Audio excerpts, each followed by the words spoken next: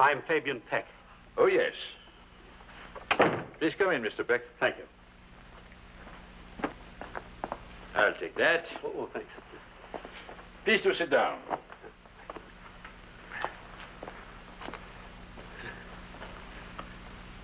May I fix you a drink, Mr. Peck? No, thank you. Mr. Andrews, you're probably wondering who I am and why I called you this morning to arrange this meeting. Naturally. Naturally.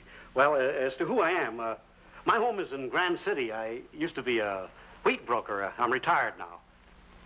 A mutual friend of ours suggested that I call upon you, Mr. O'Brien, Jim O'Brien. Oh, yes. Jim O'Brien.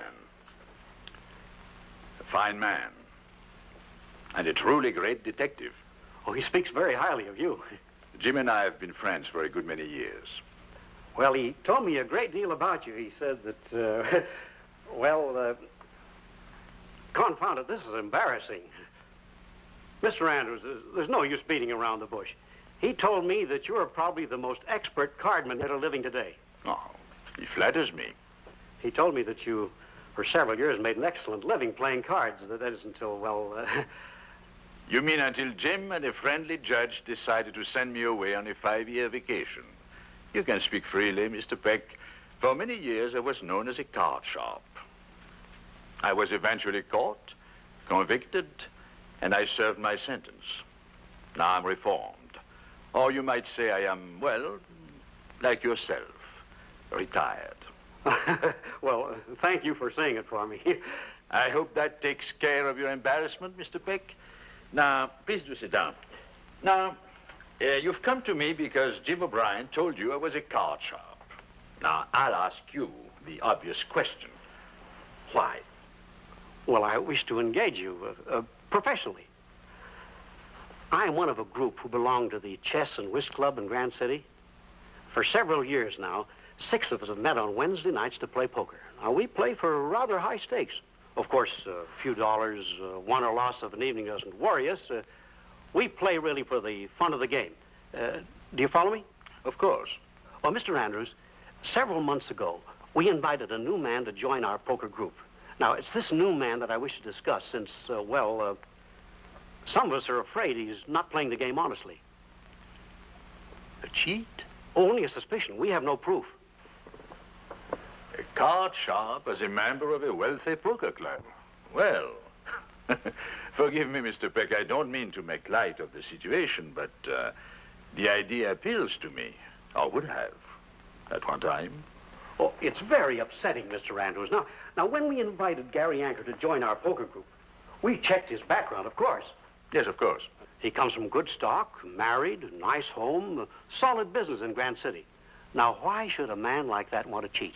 Now, you said you were not certain he was cheating.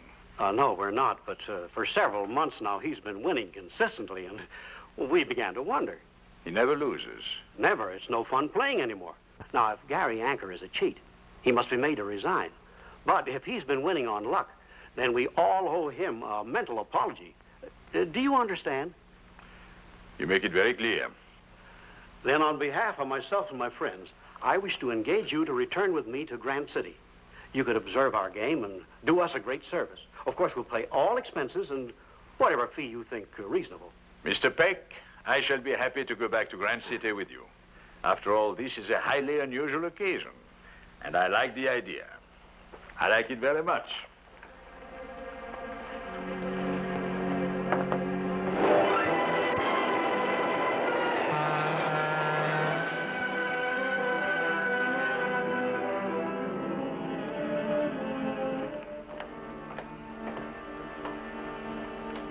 Gentlemen.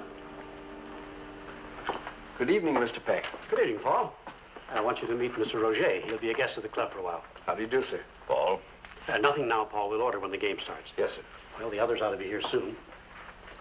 They know about me, of course. Oh, all except Anker. Now, I'll introduce you under the name we agreed upon. Well, I'm sure that Anker will suspect nothing. Do you wish me to join in the game? Oh, yes. Now, any winnings of yours will be turned back to us, and we'll reimburse you for anything you lose. Fair enough. Well, there he is. The first to show up, Gary Anker. Evening, Fabian. Gary? Where is everybody? Well, we seem to be the first here. Gary, I want you to meet a friend of mine, Philip Roger. Philip, this is Gary Anker. How do you do? It's a pleasure, Mr. Roger. You're a poker player, I hope. Of sorts. I've invited Philip to join our game. He'll be in Grant City for a few weeks, and, well, I thought he might enjoy it. Well, I feel lucky tonight. Of course, you understand we play mainly for the fun of the game. What else? Oh, Grinnell and Morgan just came in. Shall we join them? It's up to you, Sheridan. Too steep for me. I should raise you, Gary. Go right ahead. All right. Up 5. Are you with us, Roger? I think not. Never was a good man for a bluff. I'm out. Well, I think I can... No, I better wait. Count me out. Morgan, I'll go for the raise. I'll meet that. And raise 5 more.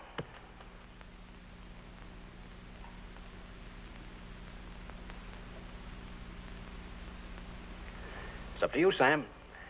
I'll call. Ace high straight? Beats my 3 ladies.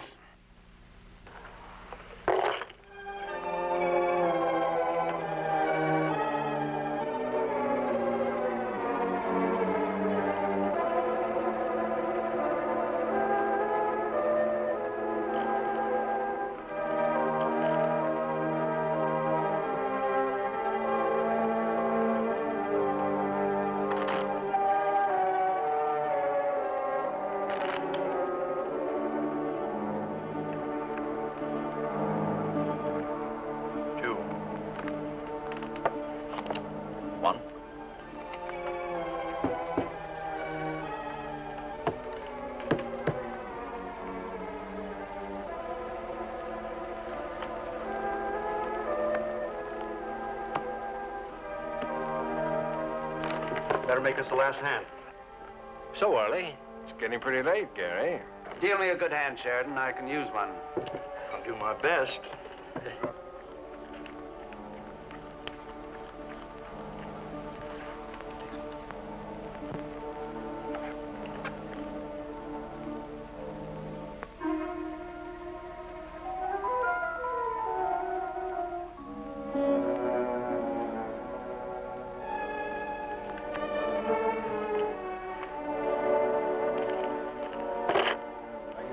Across the street? Right across the street. How about one last drink for the road? Well, Sheridan, will you join us for one last drink? Sorry, Gary. I have a big day tomorrow. Nice meeting you, Mr. Rocher. Nice to meet you. I hope we see you again.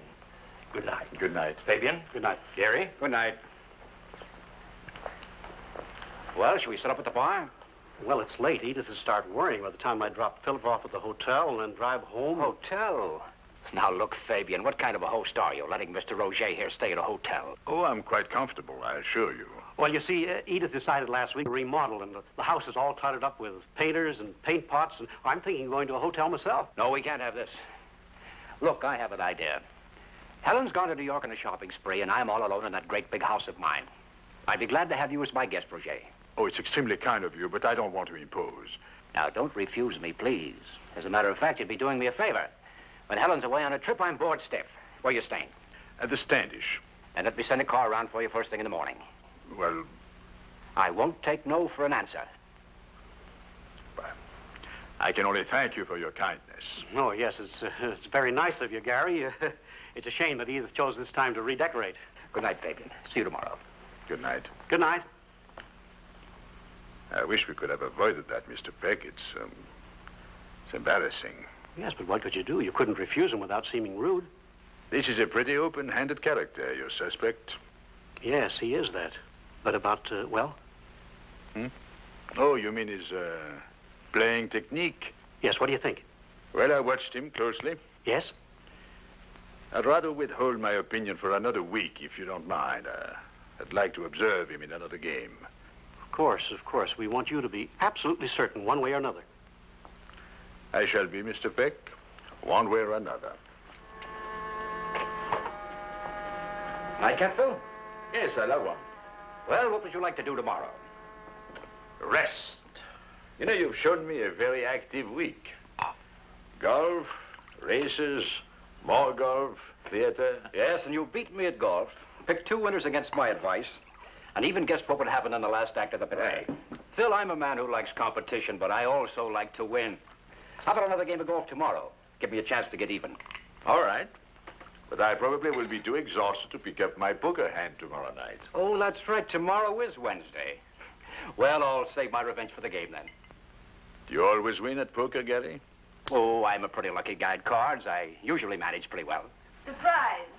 Oh, I'm sorry, darling. I thought you were alone. Is it business? No, it isn't. Even if it were, I'd still want you to break. Gary. Oh, my wife's from Boston, Philip, and in Boston, they never kiss in front of strangers. Darling, I want you to meet my friend, Philip Roger. How do you do? How do you do, Mrs. Anker? Have we met, Mr. Roger? I have the feeling I've seen you before. I don't think so. I'm sure I would have remembered you, Mrs. Anker. Phil's staying with us for a while, darling. He's a friend of Fabian Peck's. Well, good. I hope Gary's made you comfortable. Most comfortable, I assure you. I practically forced him to stay. But I told him I was bored with you in New York, and I was. So was I. That's why I cut short my trip and came home. Well, you might have called from the station. But it's a pleasant surprise anyway, darling. Gary. Oh, let's forget Boston. You know, I think it would be much simpler to forget me. So if you'll excuse me. Oh, no, please. Really, Gary, you've embarrassed our guest. Not at all, Mrs. Anker. Your husband hasn't embarrassed me. He has exhausted me. As you must know, he's an enthusiastic golfer. And while I can, perhaps, match his enthusiasm, I have a hard time matching his energy. I'm really very tired. Well, of course, if you're tired, good night. It's nice to have you with us. Good night, Mrs. Anker. Good night, Gary. Good night, Phil. What a guy. He's a real sweetheart, darling. He seems very nice. And yet I've seen him somewhere before. I'm almost certain of it. Good morning. Good morning, sir. Mr. Anker up yet? No, sir, but Mrs. Anker is in the study having coffee. She asked me to invite you to join her. Oh, thank you. Good morning. Good morning. I see you share Gary's energy. Up so early? I'm always up early. I thought you might join me for some coffee. That's very charming of you. Cream, sugar? No, just black, thank you. All right. There you are, Mr. Andrews. Thank you.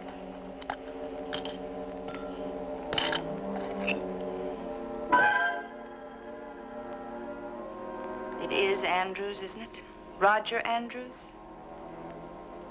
We can drop the pretense. I know who you are and what you are. I also think I know what you're doing here, and I don't like it. I'm surprised you don't deny that you're Roger Andrews. It shows an integrity that's rather unusual in a man like you.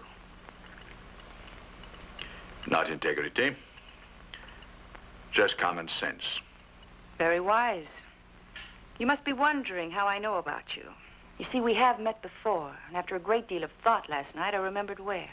Your memory is better than mine. It was 9 years ago, crossing the Atlantic on the Victoria. Oh, well, I made the trip many times. Yes, and you played cards with a great many people. One of them was my father, Henry Bannister. Bannister? Yes, I remember the name. He lost a great deal of money to you. I can remember watching you play. I was fascinated. Of course, you didn't notice me. Well, you must forgive me, Mrs. Anker. You see, a gambler must concentrate on his cards. That is, if he wants to win. Oh, you won. Consistently. Father suspected you. He even tried to have you arrested when we docked, but you were very elusive. And now I suggest that you again become elusive, Mr. Andrews. Leave Grand City. I see.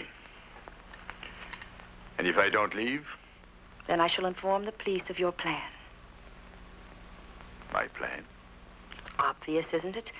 You've talked Gary and Mr. Peck and the others into accepting you. You've gained their trust. And now you wait for the right opportunity and then swindle them. Yes, I suppose it is an obvious assumption on your part. Good morning, Phil. Good morning, Gary. Get a good rest? Very good, thanks. Fine, fine. Shall I have Henry fix you some breakfast, darling? No time. I just got a business call. I'll get something to eat downtown. Phil, I hate to run out on you like this, but I'm sure Helen will take good care of you. I'm sure she will. Well, I've got to go. I hope I can wind up my business in time for tonight's game. Oh, that's right. This is poker night, isn't it? Yes, and let me give you fair warning, Phil. Last week I was being polite because you were new. But tonight I'm going to play for blood, so watch out. Thank you for telling me. Goodbye, darling. See you tonight, Phil. Goodbye, Gary. Gary, Yes? oh, nothing, dear. It isn't important. Good luck today. Thanks, dear. Goodbye.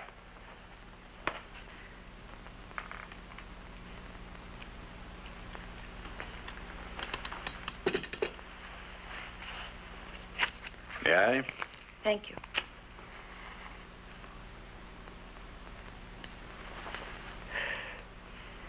You're very charming, Mr. Andrews. I'm not surprised that Gary's so taken by you. He'll be disappointed that you missed tonight's game. Oh, I see. And you're the reason why I will miss the game, I take it. Exactly. I want you to pack your things and leave Grand City this afternoon. I'll tell Gary you were called back to New York on business. Why didn't you do... You had the opportunity. My husband doesn't show it, Mr. Andrews, but actually he's very disturbed. His business has troubled him for several months. And I'm sure that it would just upset him more to learn that a man he likes and trusts is a swindler.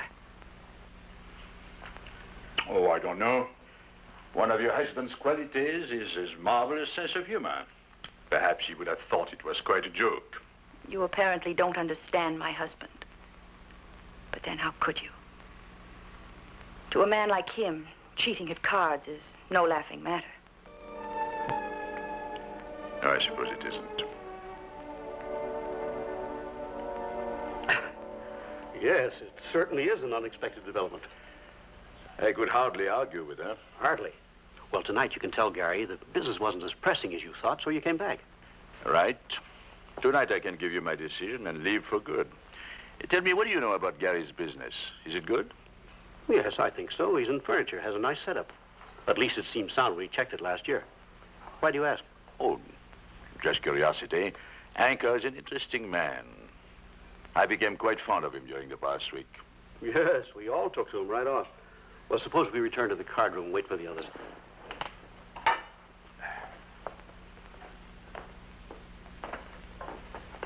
I'm sorry to be late. I got caught in a traffic jam. It's all right, Bill. Gary Anker hasn't shown up. Well, it isn't like Gary to be late. Peck tells us you'll be able to tell us about Gary after tonight's game. I think so. Message, Mr. Peck. It's quite a strain playing under a cloud of doubt the way we have been. It certainly is. The game's not the same. It's from Gary. He phoned in that he's tied up in the business deal and to start without him. He'll join us later if he can get away. Wouldn't you know? It's the first night he's missed in 6 months. Well, let's play. There's no use just sitting here. Pass out the chips, Fabian. Yes, let's get started. All right. Sheridan, Bill, Grinnell, Morgan, and one for myself.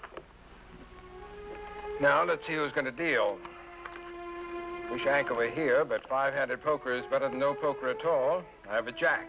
I always get a deuce. Just a 10. I got an ace, my deal. Why don't you go out and get yourself a drink?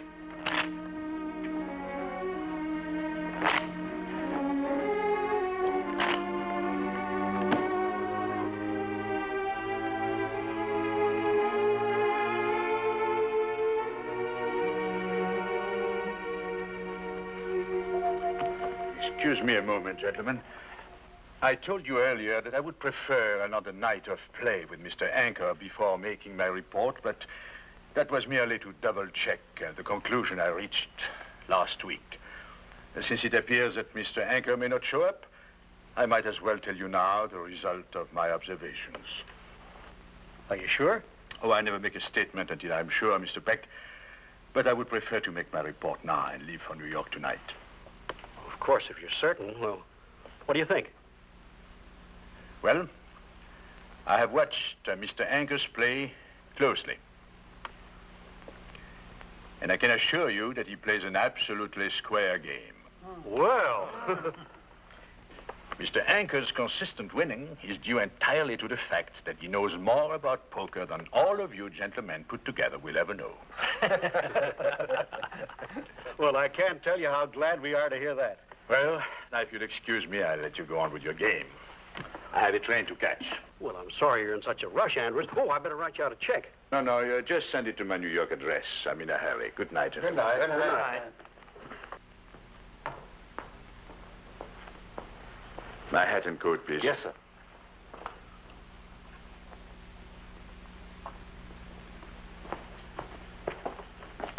Give me a straight scotch. Yes, sir.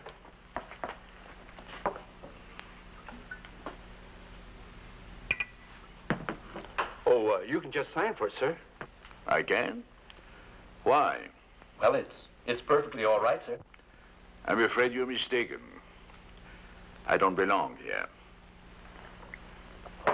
Keep the change.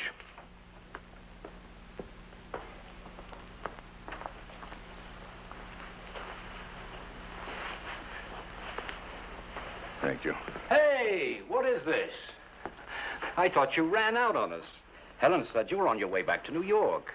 Well, I missed my reservation, so I dropped in here to say goodbye. Well, I'm glad I got a chance to see you, too. Why all this rush back to New York? Oh, some business trouble, that's all. Well, I hope you're as lucky as I've been. I found out today that my business is finally on its feet again. I haven't felt this relieved in 6 months. It was pretty tight for a while. Oh? Yes, but it looks fine from here on. I hope you have the same luck, Phil, and it's been wonderful having you with us, even for a short week. You've been very kind to me, Gary. At face value and gave me your friendship without question.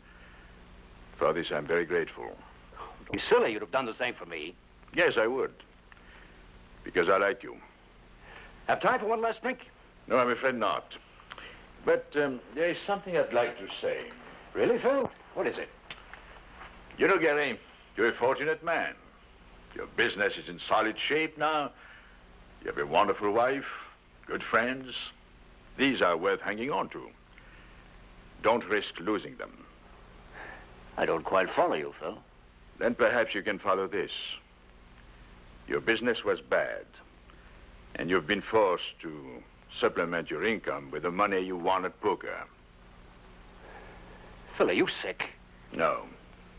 Nor do I think you are. Anymore. I'll check back with Beck in a few weeks to see if your winning streak has continued. But I don't think it will be necessary. What do you mean?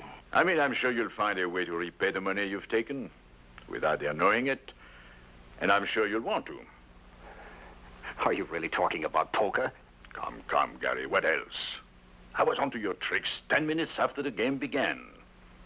They were crude, but effective. No one knows but you and I, Gary. Why not think it over? Then, if you still feel like playing poker, fine. But from now on, play a square game.